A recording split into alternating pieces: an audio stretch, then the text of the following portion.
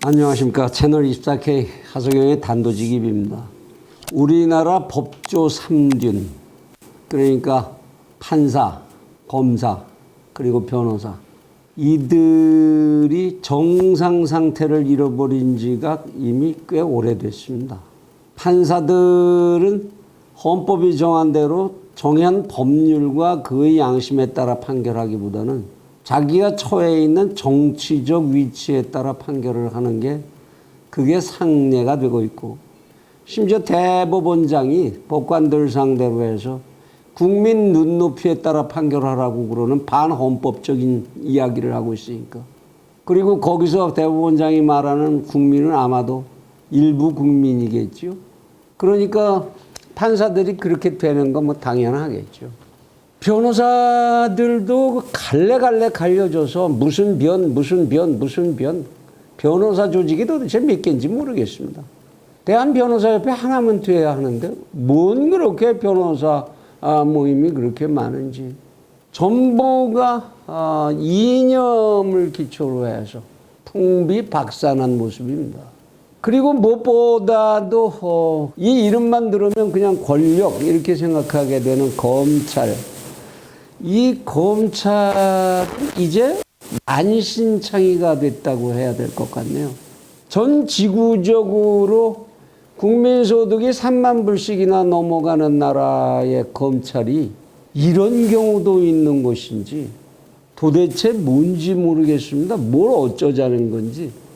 뭐 검언이 유착을 했냐, 권언의 유착이냐, 뭐 이러고 쌈박질을 하더니 그 속에서 그 과정에서 이제는 검사장과 부장검사가 영장을 집행한다고 하는 과정에서 폭행을 하고 영장 집행하려고 했던 검사는 자기가 오히려 부상 입었다고 병원에 가서 병상 위에 누운 사진을 또 그것까지 사진까지 공개를 해요.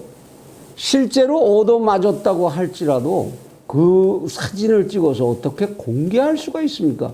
제대로 머리가 박힌 검사라고 한다면 그 내용이 뭡니까? 결국 신라젠이라고 하는 이 정부의 금융사고, 그거에 이 친정부적인 어떤 인사 하나가 연루가 됐다, 아니다, 이거를 검찰이 신라젠 사건 다뤘었죠. 이를 취재하던 기자가 채널 A라고 하는데 기자라고 그러죠. 이 기자가 검사하고 한동훈 검사장, 요번에 좌천당하고 요번에 영장에 피집행이 된 참 검사장이 그런다는 게 참 기가 막힌 일입니다만은, 이 사람한테 전화를 걸어서 저 뭐 이러고 저러고 했다. 그 과정에서 검사하고 채널A 기자가 짜고 기사를 짜고 만들자 했다. 그래서 어떤 모 인사를 참 이상한 별명으로 많이 불리고 인구에 회자하는 인물이지만 그 인사를 욕보이려고 했다. 야, 이거는 검언의 유착이야. 검찰하고 언론이 둘이 짜고 이렇게 사건을 조작하고 장난질을 쳐. 그렇게 얘기를 해야 검찰을 개혁한다는 명분이 섰던 거죠. 그죠? 그래서 검언 유착을 이제 해야 되겠다.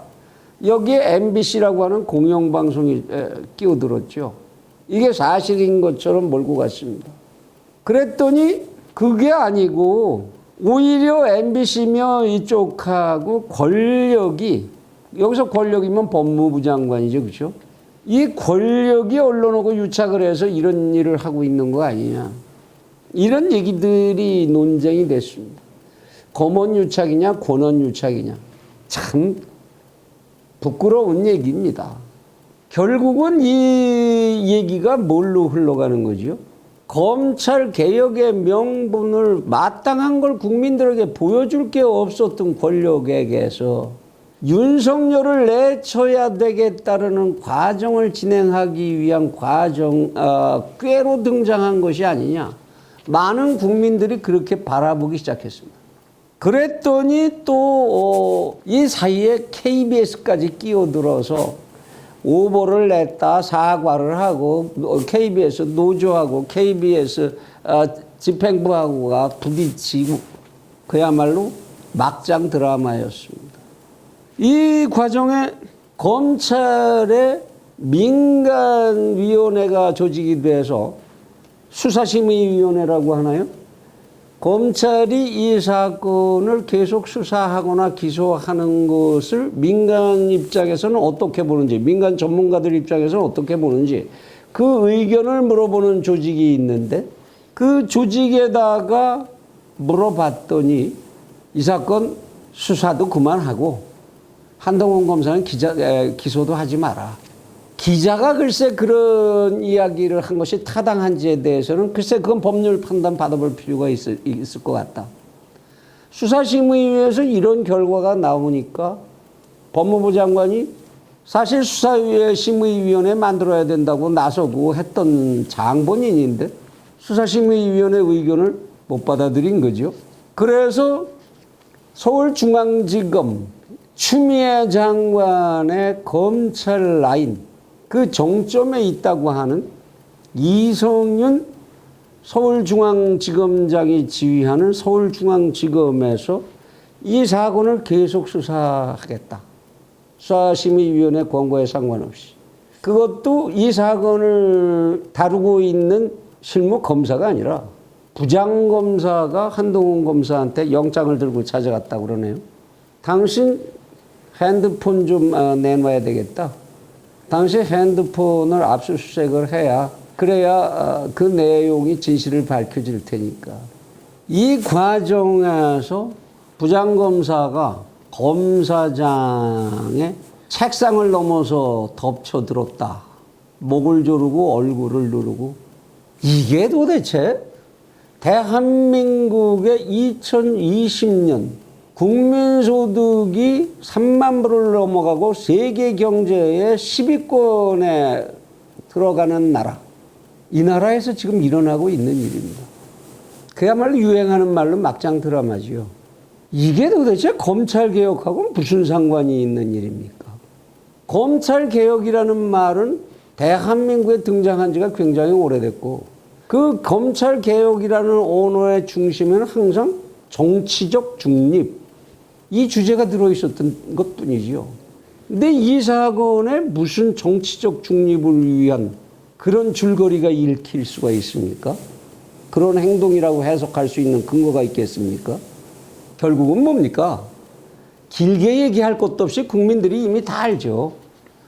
윤석열이를 찍어내야 되는데 윤석열이가 지금 살아있는 권력에 시비를 걸고 있는 게 한두 개가 아니니 대통령이 마음에 빚을 지고 있다라고 하는 조국이부터 시작을 해서 뭐 지방선거 개입 사건 이게 실제가 밝혀진다면 정권 유지 못하는 건 당연하죠. 거기다 각종 금융사고 한둘입니까 사실 열거하지 못할 정도로 많은 사건 거기에다 법무부 장관의 아들의 군 탈영 여부에 관한 사건 참 이로 입에다 올리기도 민망스럽고 참 너저분한 이런 사건들이 전부 윤석열 검찰총장이 손을 댄 사건들이죠. 또는 윤석열 검찰총장이 손댔다기보단 고소 고발이 검찰에 들어와서 검찰이 이 수사를 하지 않을 수 없는 그런 상황에 있는 사건들이죠. 윤석열 검찰은 법대로 조사하고 수사하고 하려고 했던 것뿐이지 않습니까? 그렇지 않나요? 그 밖에 무슨 윤석열 총장이 이 사건을 자기 스스로가 만들어서 인지수사를 하거나 별건 수사를 하거나 이랬습니까? 또는 이 수사를 하는 과정에서 무슨 위법 부당한 일이라도 저질렀나요? 결국 윤석열을 지금 이렇게 내치겠다는 것은 이러한 정당한 수사를 받아야 되고 판결을 받아야 되는 이런 사건들을 그 형사적인 집행 절차를 중지시키겠다라는 것 그것뿐인 거 아닙니까? 지금 검언유착이냐 권언유착이냐 하는 건 그 과정에서 약점 잡기라기보다 약점 만들기라고 하는 것이 더 정확한 표현이겠네요. 그것이 본질이라고 봐야 하는 것 아닌가요? 이 속에서 검찰개혁위원회, 법에도 없는 검찰개혁위원회가 만들어져 가지고 검찰개혁위원회라는 데서 의견을 냈다고 합니다. 검찰총장은 검찰의 수사나 이런 걸 지휘하지 마라. 검찰총장의 수사지휘권을 뺐자. 고검장에게만 수사지휘권을 주자. 그리고 이 고검장 전부는 법무부 장관이 지휘하도록 하자. 야, 정말. 아니, 어떻게 제대로 이성이 작동하는 사람들이라면 그 위원들이 이런 얘기가 나올 수 있죠. 그럼 검찰총장은 정치 중립을 지킬 수 없을 것 같으니까 법무부 장관에게 검찰총장의 권한을 다 몰아주자. 법무부 장관은 언제나 정치 중립적일 테니까요. 그렇습니까? 검찰청을 법무부의 외청으로 만드는 데에는 법무부 장관은 정치인이기 때문에 그로부터 중립성을 확보하기 위해 만든 거 아닙니까? 근데 그 외청의 총수가 그 조직을 지휘할 권리를 잃는다면 그 외청 왜 만들어요? 더구나 법무부 장관은 검사가 아닙니다. 채널 24K에서 이미 앞에 지적한 바가 있습니다만 검사가 아닌 자가 검사의 수사를 전부 지휘를 해요? 헌법도 안 읽어봅니까? 헌법 위반이죠. 검사가 아닌 자가 어떻게 수사를 합니까? 하물며 총괄적인 수사를 지휘를 합니까? 검사인 검찰총장이 왜 수사를 지휘 못합니까? 왜 하지 말아야 합니까? 그야말로 엿장수 맘대로 하는 겁니까? 우리 편에 유리한 법은 우리 마음대로 얼마든지 만들 수 있다. 이런 발상입니까? 그런 개혁위원회 왜 만들어요? 적어도 순리대로 판단하더라도 개혁위원회라는 것이 개혁안을 내놓을 때는 그 이전보다 이렇게 바꾸는 것이 훨씬 국익에 보탬이 된다. 라는 입증을 할 수 있어야 하는 것 아닙니까? 그것을 보여줘야 하는 것이 그런 개혁위원회의 의무 아니겠습니까? 법무부 장관이 모든 수사를 지휘하고 마음대로 휘두르게 되면 이 나라의 국익이 증가합니까? 법익이 증가합니까? 대한민국 국민들의 형사적 법익이 증가하느냐고요. 직접 얘기해 보지요. 법무부 장관이 그래서 그렇게 개혁된 법에 의해서 수사 지휘하면 자기 자신의 아들 문제 없다라고 당연히 지휘하게 될 거 뭐 불보듯 뻔한 거 아닌가요? 보니까 지방선거 개입한 거 아무것도 없네. 아유, 무슨 펀드에 무슨 말썽 되도 않는 소설 쓴 거지. 이래버리란 얘기입니까? 이 개혁위원회를 구성하고 있는 개혁위원이라는 사람들을 모조리 개혁하지 않으면 안 되는 거 아니겠습니까? 법무부 장관께 직접 묻고 싶습니다.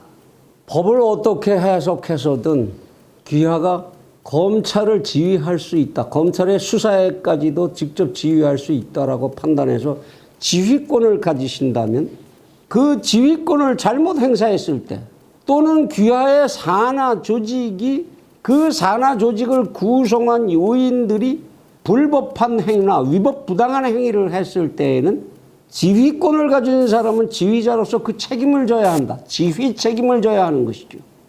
군사정부 시대에도 휘하 조직의 공무원들의 말썽 하나만 생겨도 그 상급자들이 모조리 옷을 벗었습니다. 지휘 책임을 지고.